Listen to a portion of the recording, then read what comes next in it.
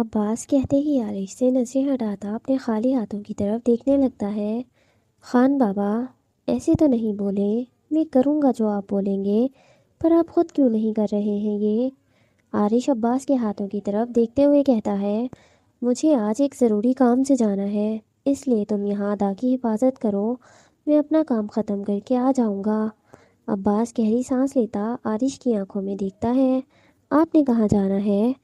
عارش تجسس بھرے لہجے میں پوچھتا ہے۔ اسلام آباد۔ عباس مختصر سا جواب دیتے ہوئے اٹھ کھڑا ہوتا ہے۔ وہاں کیا ہے؟ عارش بھی پوچھتے ہوئے اٹھ کھڑا ہوتا ہے۔ عباس پہلے تو جواب نہیں دینا چاہتا تھا، لیکن پھر عارش کے چہرے پر سرسری سی نظر ڈالتا مکمل رخ موڑتے ہوئے کہنے لگتا ہے، کفیر ملک کے حصے کے شیئر بیچنے جا رہا ہوں، اپنی کمپنی سے اس کا حصہ ختم کر کے اسے زیان کے حوالے کروں گا۔ عباس کفیر کا نام لیتا ہے کہ عارش کے دماغ کی رگیں تن جاتی ہیں۔ عباس عارش کے چہرے کے بدلتے ہوئے تاثرات کو دیکھتے ہوئے خود بھی گہری سانس لیتا ہے۔ آپ اس کمپنی کو مکمل طور پر کیوں نہیں بیچتے؟ خان بابا، جس چیز سے ماضی کی تلخ یادیں جڑی ہوں، اسے اپنے ساتھ رکھ کر خود کو برباد کرنے کی کیا ضرورت ہے؟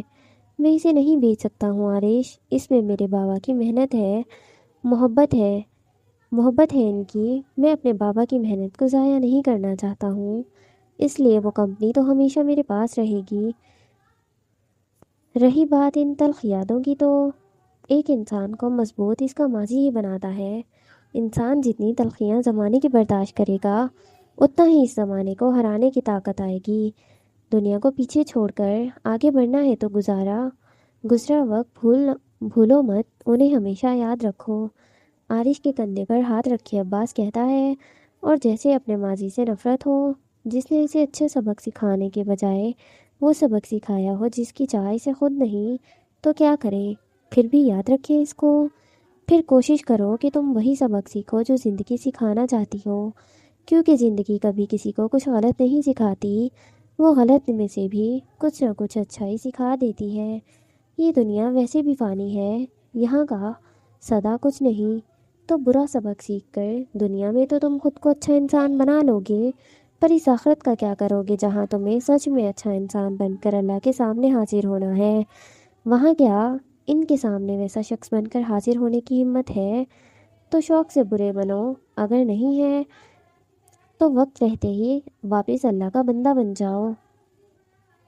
عباس عارش کے کندھے پر ہاتھ رکھتا مسکراتے ہوئے اسے سمجھاتا ہے، جبکہ عباس کی بات پر عارش سوچ میں پڑ جاتا ہے۔ میں کوشش کروں گا جلد واپس آ جاؤں، اگر ٹائم لگ جائے تو تم سنبھال لینا۔ ٹھیک ہے بابا، عارش ہاں میں سر ہلاتے ہوئے کہتا ہے۔ عباس بھی اسی پل واپس کمرے میں چلا جاتا ہے۔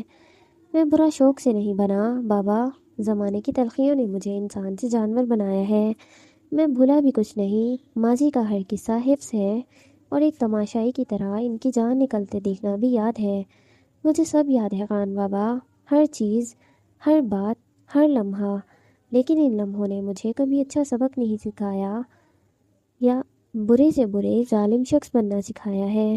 میں اچھا انسان بن کر رہنا ضرور چاہتا ہوں، پر میں اچھا کبھی نہیں بنوں گا، ابھی میرا انتقام باقی ہے، جو آپ کا بیٹا بن کر لینا تو مشکل ہے میرے لیے، مجھے شیڈو کنگ بننا پڑے گا، اب بارش کا ارغان بن کر سامنے آنا پڑے گا، مجھے اپنی دنیا میں واپس لوٹنا پڑے گا۔ انتظار کا وقت ختم ہوا، شیڈو بن کر روح قبض کرنے کا وقت آج سے شروع ہوا، اور رہی بات خانے کی حفاظت کی، تو ایک کوشش کروں گا آپ کے خاطر، کیونکہ دوسری کوشش میں کبھی کسی کام کے لیے نہیں کرتا، موت تو طے ہے، آج کسی کی جان تو جائے گی۔ عارش سوچ میں ڈوبا، گہری سوچ میں مبتلا عباس کو نظروں سے اوجھل ہونے تک دیکھتے ہوئے دل ہی دل میں ایک مضبوط ارادے کے ساتھ خود سے کہتا ہے، اور کہنے کے فوراً بعد ہی وہ اپنے کمرے کا رخ کرتا ہے۔ کہاں گئے یہ دونوں؟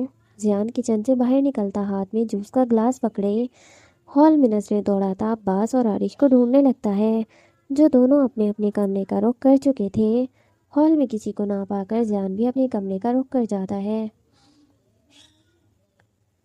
سعید خان اسلام آباد جا رہا ہے، ان کے وہاں پہنچنے سے پہلے جس شخص کو وہ کمپنی کے شیئر بیچنے والے ہیں ان کو زمین میں دفن کرو اور وہ شیئر حاصل کرو۔ اگر اب کی بار بھی مجھے انکار سننے کو ملا تو یاد رکھنا، تم سب کی چمڑی میں خود ادھیڑوں گا۔ اپنے کمرے میں جاتے ہوئے عارش حکمانہ لہجے میں اپنے آدمی کو کہتا ہے اور کہتے ہی فون جیب میں ڈالتے وہ واپس اپنے کمرے میں داخل ہوتا ہے۔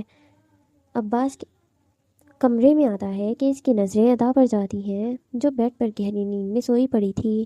ایک نظر ادا کو دیکھتے ہوئے اس کے پاس آتا، اس کے چہرے پر آتے کچھ بالوں کو چہرے سے ہٹاتا، ہاتھ میں لپٹے دوپٹے کو اس کے ہاتھ سے آزاد کرتا، بیڈ پر سائڈ پر رکھتے ہوئے عباس خود الماری کی طرف بڑھ جاتا ہے۔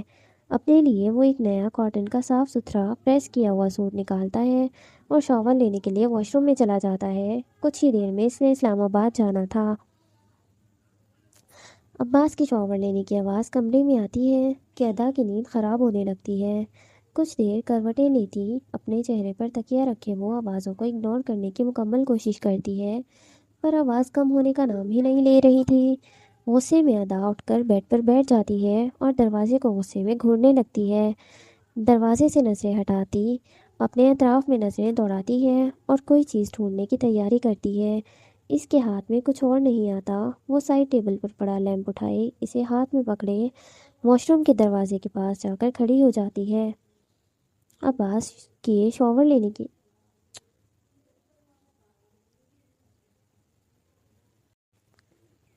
عباس جب تک شاور لے کر نہیں آتا، ادا وہیں دروازے کے پاس دیوار سے ٹیک لگائے عباس کے آنے کا انتظار کرتی ہے۔ جیسے ہی شاور لے کر عباس باہر نکلتا ہے، وہ اپنے بالوں میں ٹاول پھیرتے ہوئے باہر آ رہا تھا کہ ادا سائڈ لیمپ مارنے والے انداز میں عباس کی جانب بڑھاتی ہے کہ عباس اسی پل ادا کا ہاتھ پکڑتا اسے روک دیتا ہے۔ یہ کیا کر رہی ہو تم؟ ادا کو حیرانگی سے گھورتا دیکھ کر اس کے ہاتھ میں لیمپ دیکھ عباس حیران کو نظروں سے دیکھتے ہوئے پوچھتا ہے، آپ بتائیں آپ کیا کر رہے ہیں میرے ساتھ؟ آپ کو نظر نہیں آ رہا کہ میں سو رہی ہوں؟ آپ نہ مجھے سونے دیتے ہیں، نہ ہی آپ نے مجھے وہاں سونے دیا اور نہ ہی آپ مجھے یہاں سونے دے رہے ہیں۔ آپ مجھ سے چاہتے کیا ہیں خان؟ مجھے سیدھا سیدھا بتائیں۔ عباس کے ہاتھ سے ہاتھ آزاد کروانے کی کوشش کرتے ہوئے ادا غصے میں بولتی ہے، میں نے کون سی نیند خراب کر دی اب تمہاری؟ میں تو چپ چاپ جا کر شاور ہی تو لے رہا تھا، اور کیا کیا میں نے جو تم میرا خون کرنے کے چکروں میں ہو؟ چپ چاپ؟ یہ چپ چاپ شاور تھا؟ آپ کو پتہ ہے ایسا لگ رہا ہے میرے کان کے نیچے آ کر آپ شاور لے رہے ہیں، اتنی تیز آواز۔ عباس کے ہاتھ سے اپنا ہاتھ چھڑواتے ہوئے ادا غصے میں بولتی ہے، دیکھو میں چپ چاپ ہی لے رہا تھا، میں نے بالکل تمہیں تنگ نہیں کیا، ابھی اور کچھ بھی نہیں کیا میں نے، مجھے خود دیر ہو رہی ہے اسی لیے میں اپنا کام جلدی جلدی کر کے جانے کے چکروں میں ہوں، پنگے نہ لو تم مجھ سے۔ اور ویسے بھی مجھے لگتا ہے کہ تمہیں خود شوق چڑھا ہوا تھا، کسی نے کہا تمہیں دروازے کے باہر کھڑے ہو، میرے نہانے کی آوازیں سنو، اگر اتنا ہی دل کر رہا تھا مجھے دیکھنے کا تو اندر آ جاتی، روکا کس نے ہے تمہیں؟ جب بھی بولیں گے فضول ہی بولیں گے، اس بات کی تو لگتا ہے آپ نے قسم کھا لی ہے نا خان، یہ الزام لگا رہی ہو تم مجھ پر، ایسا کچھ نہیں ہے۔ ادا غصے میں بولتی ہے کہ عباس پرسکون انداز میں جواب دیتا ہوا ڈریسنگ ٹیبل کے سامنے جا کھڑا ہوتا ہے اور ٹاول سے اپنے بال خشک کرنے لگتا ہے۔ الزام لگانے کے لیے بندے میں کچھ ہونا بھی چاہیے، میں بنا بات کے آپ پر الزام کس خوشی میں لگاؤں گی؟ دیوار کے ساتھ پڑے ٹیبل پر لیمپ رکھتے ہوئے ادا کے عباس کے پیچھے پیچھے چھوٹے چھوٹے قدم اٹھائے بڑھتے ہوئے کہتی ہے، میری جان سرکی، تم مجھ پر الزام ہی لگا رہی ہو، مجھے ایسا کیوں لگ رہا ہے کہ تمہاری نیت ایک بار پھر سے خراب ہو رہی تھی، اسی لیے تم یہ سب کر رہی ہو نا؟ عباس ہاتھ میں پکڑا ٹاول ادا کی طرف پھینکتے ہوئے بولتا ہے، اب کیوں میری نیت خراب ہونے لگی آپ پر؟ ٹاول کیچ کرتی ادا تجسس بھری نگاہوں سے عباس کو سر تا پیر بغور دیکھتے ہوئے پوچھتی ہے، وہ تو تمہیں پتہ ہے، میں کیا بولوں اس بارے میں اب؟ آپ چپ ہی رہیں تو اچھا ہے، جتنا کل مجھے آپ پر پیار آ رہا تھا نا، آج اتنے ہی زہر لگ رہے ہیں آپ مجھے۔ عباس کی بات پر چڑے ہوئے انداز میں کہتی ادا بیڈ کی طرف بڑھنے لگتی ہے، تو پھر میں رات کے گزرے لمحے دوبارہ تمہیں دکھا دیتا ہوں، پھر تو میں دوبارہ شہد لگنے لگوں گا نا؟ اتنے برے دن نہیں آئے ہیں میرے کہ میں آپ کو بار بار منہ لگاتی پھروں۔ ادا بیڈ پر بیٹھتے ہوئے کہتی ہے، یہ برے نہیں اچھے دن چل رہے ہیں بیٹا جی، ورنہ اس خان کے منہ لگنے کی خواہش تمہاری ہی تھی، تمہاری خواہش ہی رہ جاتی۔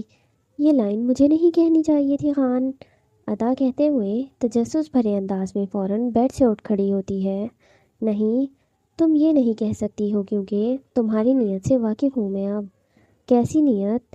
2 قدم عباس کی جانب بڑھاتے ہوئے پوچھتی ہے، وہی جو مجھے دیکھنے کے بعد خراب ہو جاتی ہے۔ استغفر اللہ، استغفر اللہ۔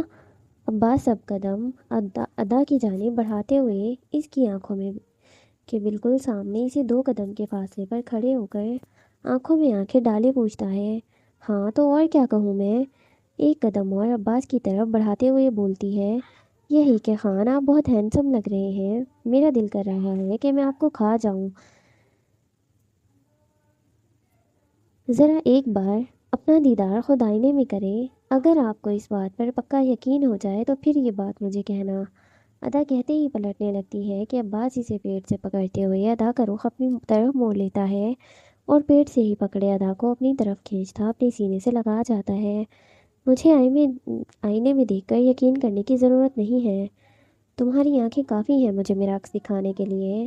ادا کچھ کہتی نہیں ہے، کہنے سے پہلے وہ عباس کی بھیگی پلکیں، ماتھے پر بکھرے بال، چہرے پر پانی کی کچھ بوندیں، اس کی چوڑی کسرتی باڈی جس پر سفید رنگ کا کاٹن کا سوٹ جو کئی جگہوں سے پانی کی وجہ سے گیلا ہو چکا تھا۔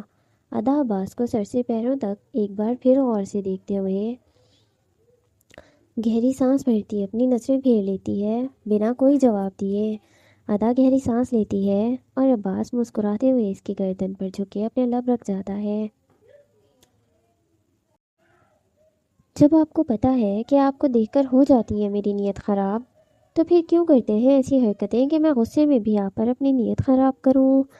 خود کو کمپوز کرتی ادا اپنی آنکھیں بند کیے کہتی ہے، کیونکہ مجھے اچھا لگتا ہے جب تم مجھے گندی گندی نظروں سے دیکھتی ہو۔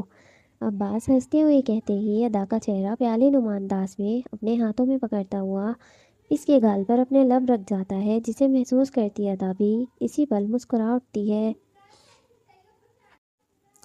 خان، نہیں کرے نا یہ سب؟ ایک تو جب مجھے غصہ دلانے کے بعد آپ میرے ساتھ یہ سب کرتے ہیں نا، قسم سے بڑے زہر لگتے ہیں آپ۔ مجھے تو لگا تھا آپ میں تمہیں صرف شہد لگتا ہوں، زہر بھی لگتا ہوں، میں تمہیں اس بات کا اندازہ نہیں تھا۔ عباس ہنستے ہوئے کہتے ادا کی ناک سے اپنی ناک مس کرتا ادا کے ماتھے پر بوسہ دیتا ہے، کدھر جا رہے ہیں؟ عباس کی آنکھوں میں دیکھتے ہوئے پوچھتی ہے، ضروری کام سے جا رہا ہوں، جلدی لوٹ آؤں گا۔ پر کہاں؟ ادا ایک اور تجسس سے بھرا سوال کرتی ہے۔ اسلام آباد۔ عباس مختصر سا جواب دیتا ہے، مجھے تو لگا تھا آپ میرے ساتھ جائیں گے، کیا میرے ساتھ نہیں جائیں گے؟ ادا معصومانہ انداز میں پوچھتی ہے، میں جلدی واپس آ جاؤں گا، تمہارے پاس ہی۔ عباس کہتے ہی اپنا رخ واپس ڈریسنگ ٹیبل کی طرف موڑ لیتا ہے، پر خان، نہیں جائیں نا، کل چلے جانا، آج نہیں جائیں پلیز۔ عباس کے جانے کا نام سنتے ہی ادا کے دل میں درد کی لہر دوڑنے لگتی ہے۔ ادا کہتے ہوئے عباس کے پاس جاتی ہے اور پیچھے سے اس کے پیٹ کے گرد اپنے بازو کا حصار باندھتی عباس کی کمر پر اپنا چہرہ رکھے خود کو عباس سے جوڑ لیتی ہے۔ میں جلدی آ جاؤں گا واپس زرکی، سچ میں زیادہ دیر نہیں لگاؤں گا، 2 گھنٹے کا کام ہے میرا اور باقی صرف آنے جانے کا سفر ہے، اس لیے اتنا ٹائم لگ جائے گا، باقی میں شام میں ہونے سے پہلے واپس لوٹ آؤں گا تمہارے پاس ہی۔ عباس ادا کی طرف مڑتے ہوئے ادا کو اپنے سینے سے لگائے اس کی کمر کے گرد بازو کا حصار باندھتا اسے اپنی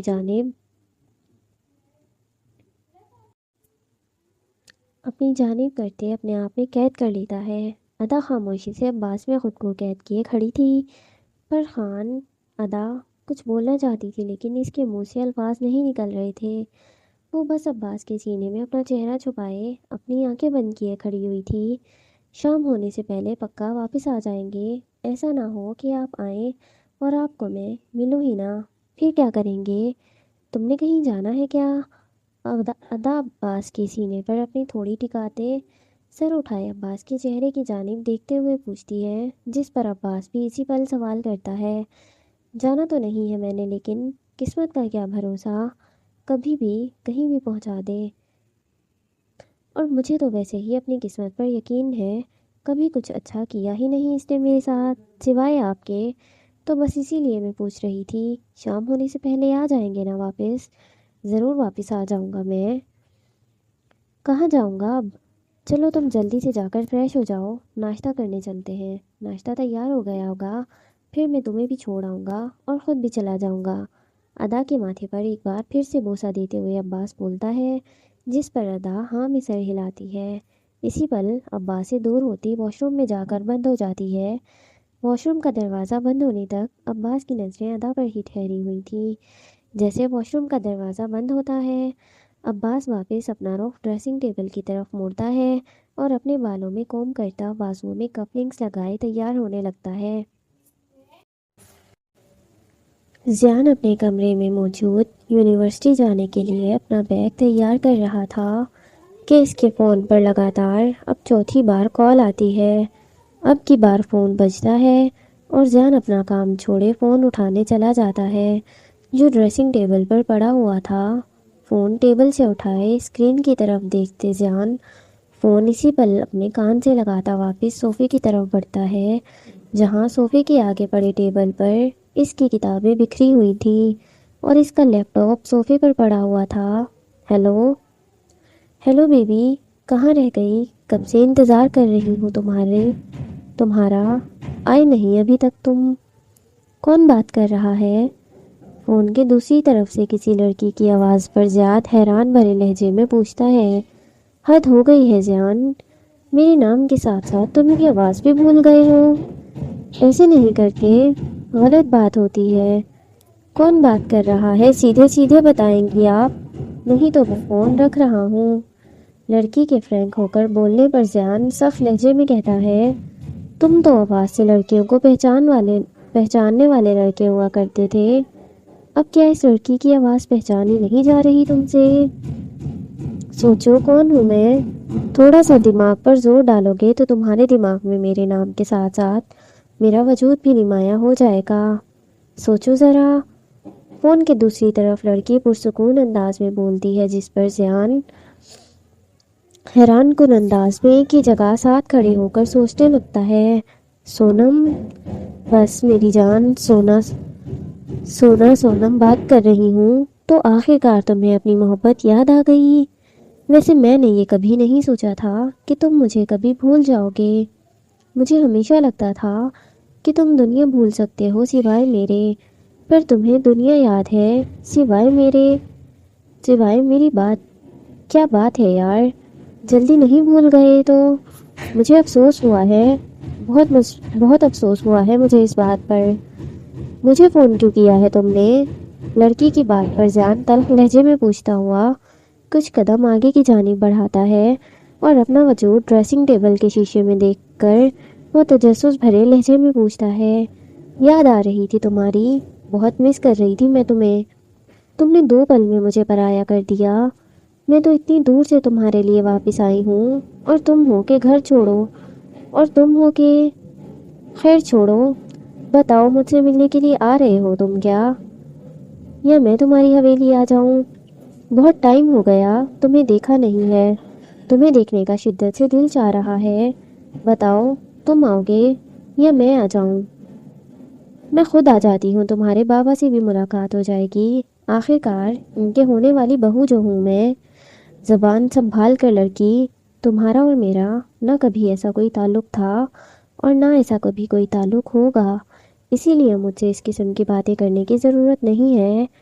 لڑکی کی بات پر ایک بار پھر زیان غصے میں کہتا ہے اور کہتے ہی وہ فون رکھنے لگتا ہے کہ اتنے میں لڑکی دوبارہ بول پڑتی ہے، تعلقات اتنی آسانی سے نہ قائم کیے جاتے ہیں اور نہ ہی ختم کیے جاتے ہیں، اور تم بھی ہمارا تعلق اور رشتہ، ہماری محبت اتنی آسانی سے ختم نہیں کر سکتے ہو۔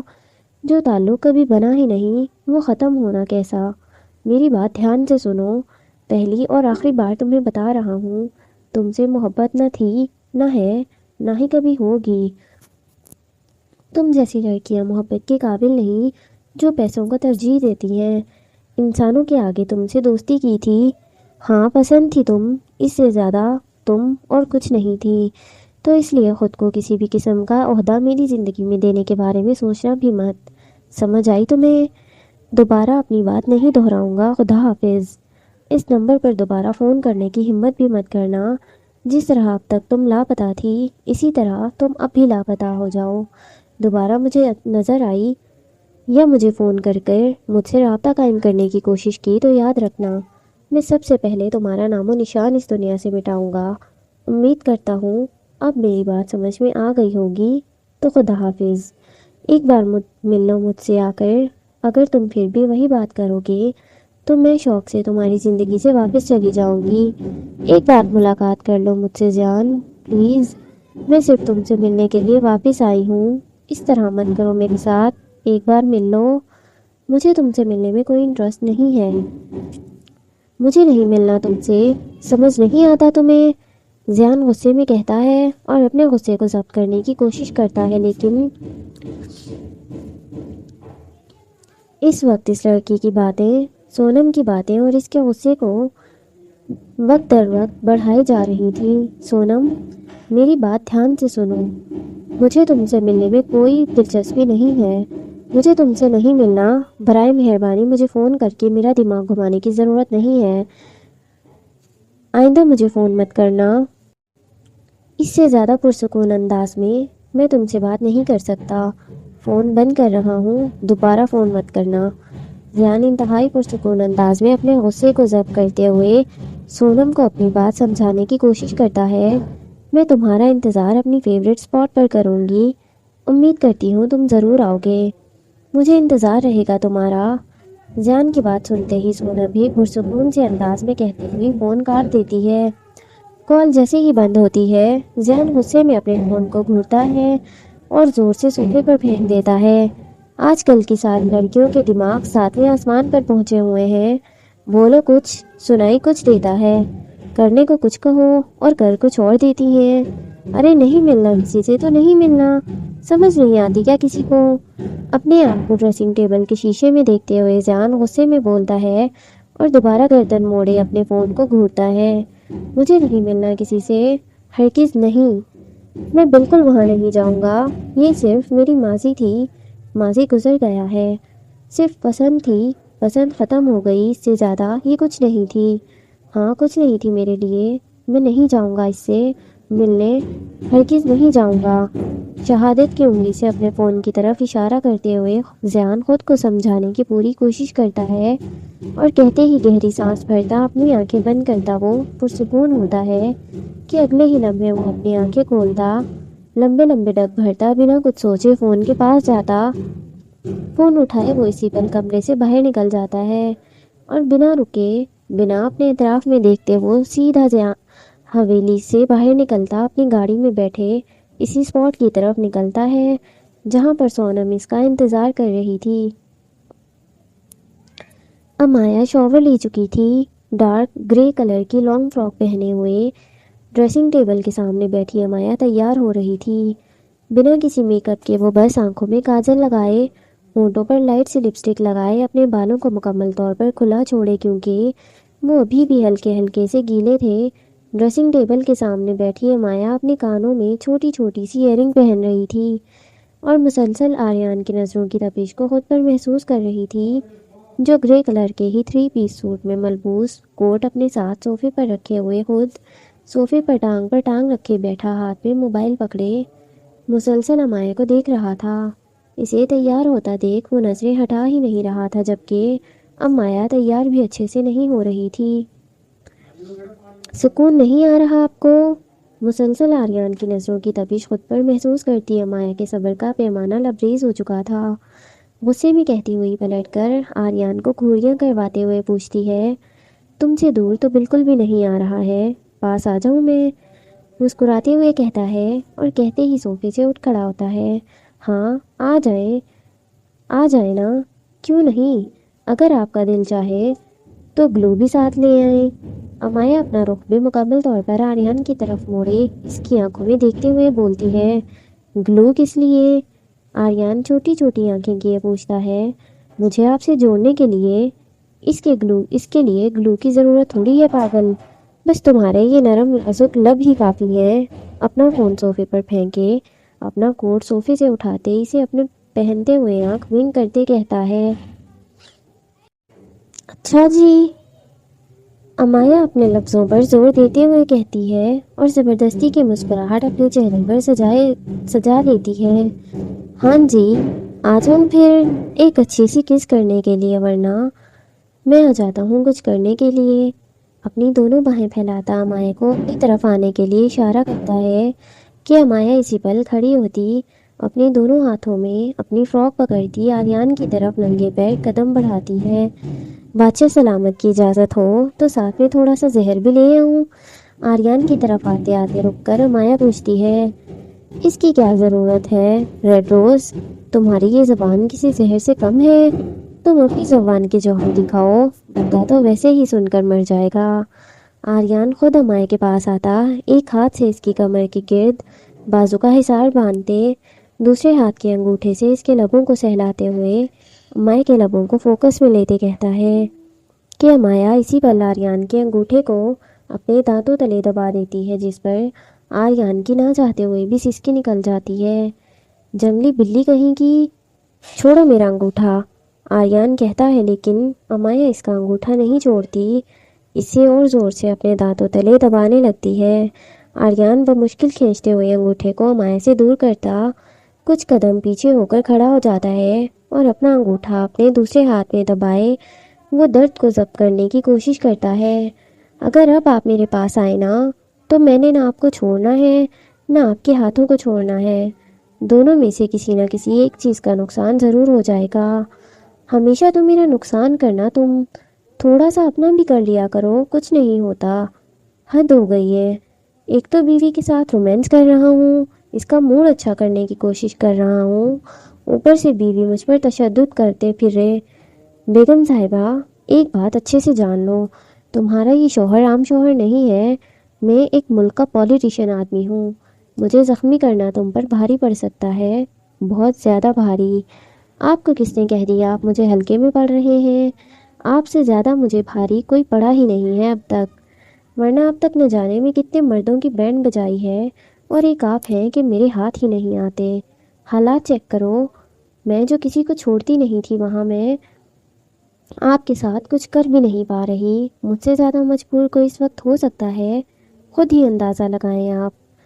یہ بات بھی تم ٹھیک کہہ رہی ہو، میں تمہارے ساتھ نہ ہی کچھ کر سکتا ہوں نہ تم میرے ساتھ کچھ کر سکتی ہو، تو ہم دونوں آپس میں لڑائی کیوں کر رہے ہیں؟ چپ چاپ آ جاؤ نا، رومانس کرتے ہیں اور اپنے درجن بچوں کے نام سوچتے ہیں۔ آریان کہتے ہوئے امایا کے پاس جاتا، اس کا رخ بیلکنی کی طرف موڑتے ہوئے امایا کے پیچھے کھڑا ہوتا، اس کے پیٹ کے گرد بازوں کا حصار بنائے اسے اپنی باہوں میں قید کرتے اس کے کندھے پر اپنا سر رکھ جاتا ہے۔ ویسے امیجن کرو، ہم دو اور ہمارے 12، واہ، کرکٹ ٹیم تو پوری تیار ہے، اسٹیڈیم میں انہیں میں پہنچاؤں گا، ٹریننگ انہیں تم دو گی، ٹھیک ہے؟ آریان کہتا ہے اور امایا بلند آواز میں کہکہا لگائے ہنس پڑتی ہے۔ امایا کو ہنستا دیکھ آریان فوراً سے اس کا رخ اپنی طرف موڑے اس کے چہرے کی جانب دیکھنے لگتا ہے۔ ہنس کیوں رہی ہو؟ ایسے میں مذاق تو نہیں کر رہا، سیریس ہوں میں۔ شاہ، ویسے آپ امیجن کریں اگر ہماری کرکٹ ٹیم اسٹیڈیم میں اتر گئی تو کیا ہوگا؟ امایا ہنستے ہنستے بمشکل اپنی ہنسی کو ضبط کرتے پوچھتی ہے کہ آریان اسی پل سوچ میں پڑ جاتا ہے۔ یا اللہ، آریان سوچتا ہے کہ اس کے منہ سے بھی سختہ ہی نکل پڑتا ہے، اور اسی پل وہ امایا کے چہرے کی جانب دیکھتا ہے جو اس کے چہرے کے تاثرات کو دیکھتے مزید کہکہے لگا کر ہنس رہی تھی۔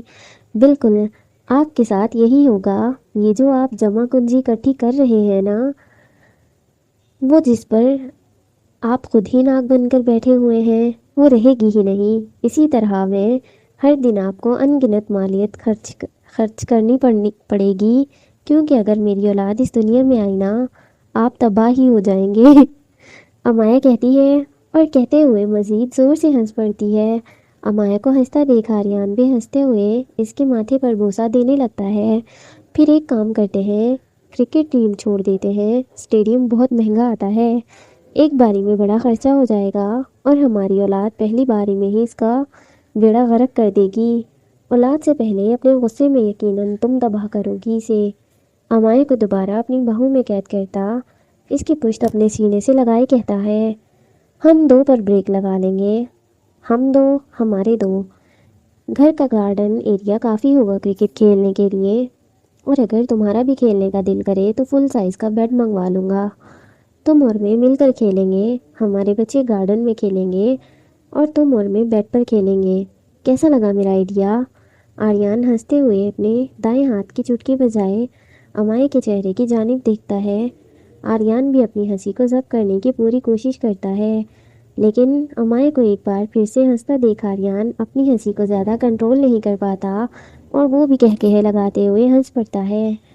امایا آریان دونوں کے کہکہوں کی آواز پورے کمرے میں گونج رہی تھی، جو کمرے سے باہر دوسرے کمرے میں شیروز اور زائش دونوں کو سنائی دے رہی تھی، جو دونوں ہی اپنے اپنے لیپ ٹاپ میں مصروف ہوئے پڑے تھے۔ ایک صوفے پر بیٹھا تھا تو دوسرا بیڈ پر۔ دونوں بار بار ایک دوسرے کی جانب دیکھ رہے تھے، لیکن خون اترتی نظروں سے، جیسے کوئی کچھ کہے گا اور اگلا بندہ اس پر تلوار لیے وار کرنے کا منتظر ہو۔ لڑائی کرنے سے بہتر انہیں خاموش رہنا لگتا ہے، اسی لیے دونوں خاموشی سے اپنے کام میں لگے رہتے ہیں اور کچھ کہنے سے گریز کرتے ہیں۔ ناشتہ کرنے چلے؟ بہت بھوک لگ رہی ہے مجھے۔ امائے کو ہنستا دیکھ اپنی ہنسی کو ضبط کرتا آریان خود کو کمپوز کرنے کی کوشش کرتا ہے اور مسکراتے ہوئے کہتا ہے کہ امایا اسی پل ہاں میں سر ہلا دیتی ہے۔ ٹھیک ہے، کوٹ پہن لو اور شوز پہن کر آ جاؤ۔ ہیلز نہیں پہننی ہے میں نے۔ باہر جا کر شیروز اور زائش کو بلاتا ہوں، پھر چاروں ناشتہ کرنے چلتے ہیں۔ اوکے۔